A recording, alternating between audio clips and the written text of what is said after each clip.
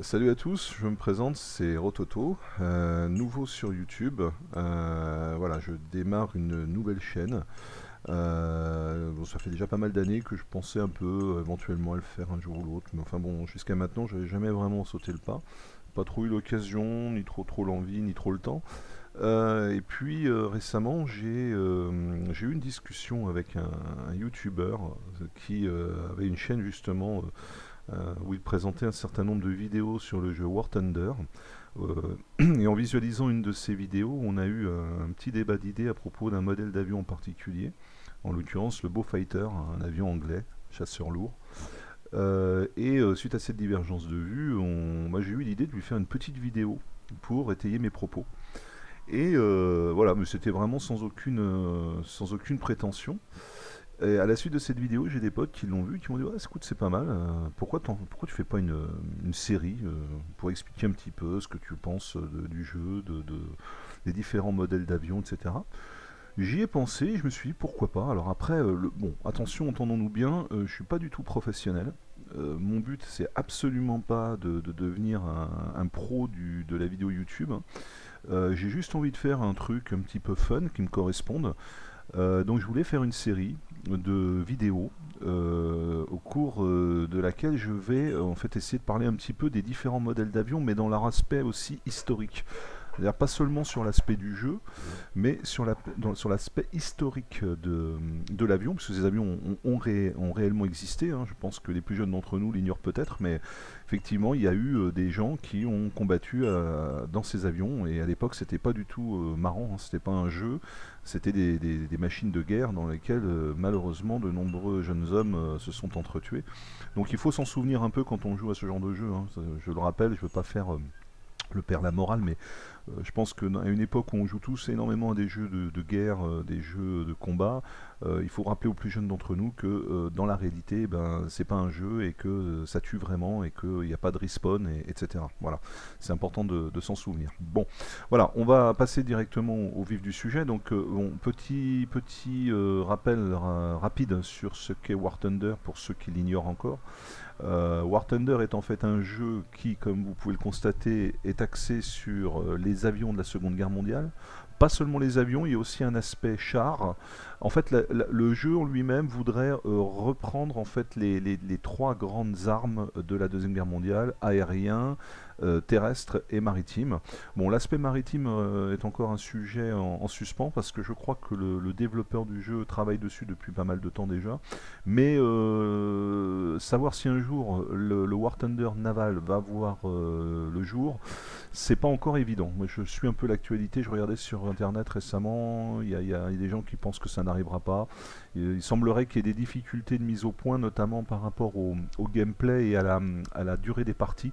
Parce qu'en fait, ce sont des parties relativement courtes, comme vous pourrez le voir au fur et à mesure des vidéos, qui excèdent rarement entre 10 et 20 minutes selon la qualité des participants. Voilà, et en aval, évidemment, le rythme est beaucoup plus lent. Hein. C'est évident que des combats aériens, c'est très rapide. Les combats de chars, ça l'est aussi, mais les combats navals, ça l'est beaucoup moins. Bon, je vous fais une petite présentation rapide. Donc voilà, vous avez ici un bouton sur lequel on clique lorsque l'on veut débuter une bataille, qui est sur une map qui sera aléatoire, on ne la choisit pas. À côté, donc si vous cliquez au-dessus, vous avez la possibilité de sélectionner donc soit les batailles aériennes, soit les batailles terrestres. Bon, les chars, j'en parlerai pas dans cette série. J'en reparlerai peut-être une autre fois, je sais pas encore. Pour deux raisons. D'abord, c'est parce que j'y joue assez peu. En plus, c'est pas vraiment ma passion. Je connais pas grand-chose en char, donc j'ai pas prétention non plus d'être un expert en avion, mais disons que je connais un peu mieux l'aviation de la Deuxième Guerre mondiale. Ça me passionne un peu plus, comme beaucoup de gens. Donc, je vais surtout consacrer les vidéos à l'aspect aérien.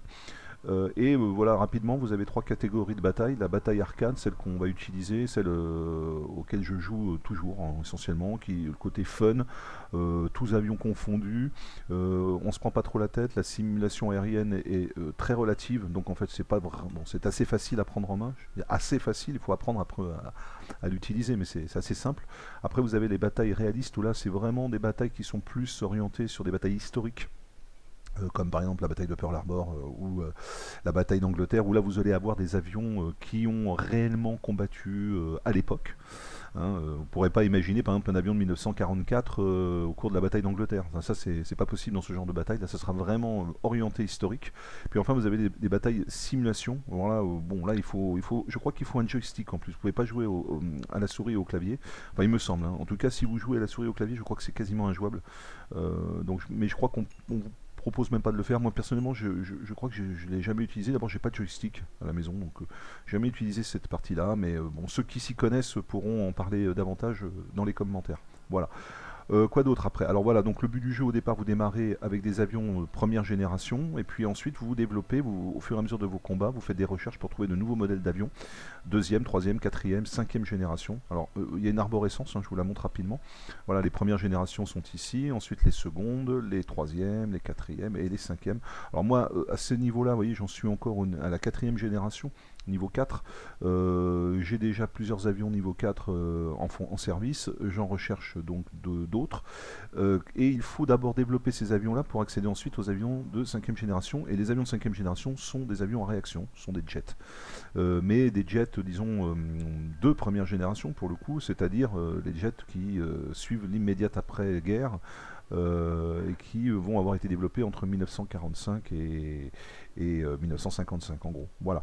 Alors il y a 3 pays jouables, 3 nations: le Japon, l'Angleterre, l'Union soviétique, l'Allemagne et les États-Unis.